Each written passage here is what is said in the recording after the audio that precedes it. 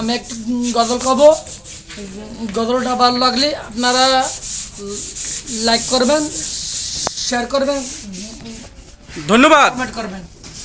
মসজিদের পালকি আইলো আমার বাড়িতে, তাড়াতাড়ি সাজাও আমায় নতুন শাড়িতে রে, নতুন পোশাকে।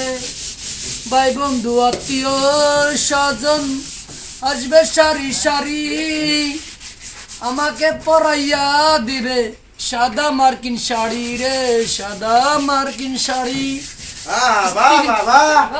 মাশাআল্লাহ। স্ত্রী কন্যা পুত্র সবার চোখে জোরবে চোখে রাখি, আমাকে পরাইয়া দিবে সাদা মার্কিন শাড়ি। আসসালামু আলাইকুম।